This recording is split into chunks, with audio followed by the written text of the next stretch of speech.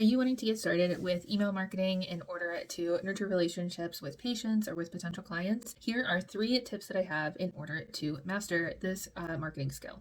The first tip that I have is to make sure that you have some kind of nurture sequence. When people first enter your email list, it's not just a one email and done, and then they never hear from you again. You want to make sure that you craft an initial welcome sequence that helps people get to know who you are, what your practice is, and most importantly, offers value to them. So what I suggest for most therapy practices is when you have some kind of lead magnet on your website, you want to make sure that you also have an initial welcome nurture sequence that's automated to continue to follow up with them over time. And this sequence can include valuable educational information to other content that you have, whether it's videos or blogs or other resources. And then it also needs to include emails surrounding your offers and what kind of services you have in order to work with them. And then it can also include testimonials and stories about previous patients and clients that you've worked with. Then finally, you can also offer them just an opportunity to have some time to talk to you and tell you about what they have going on to see if you're the right person to work with them. So having that really built out email sequence is going to be really helpful, and it's going to be able to continue to nurture relationships for you, automated, and only requires the time of that one-time setup. Second tip that I have is to have at least 2 different email lists. This is a setup that I really like to do, is to have a newsletter list and a promotions list. So on a regular basis, you should be sending out an email newsletter. I would say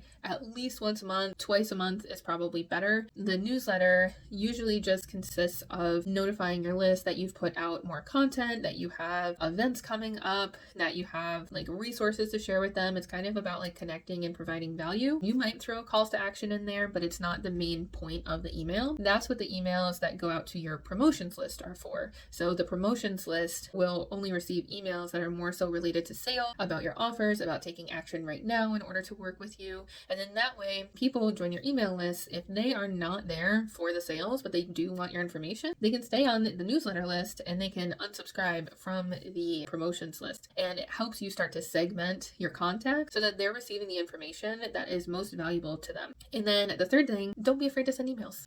We get so many emails all of the time, and everybody always talks about, well, maybe I'll only send 1 email a month so that I don't bother anybody. And with the volume of emails that we do receive just as email users, once a month is not going to be enough to make it an effective tool for your practice. And we do need to be creating more touch points through email on a regular basis in order to see a response from the people on your email list and get the results that you want in terms of signing up new clients. I hope that helps, and good luck with the emails.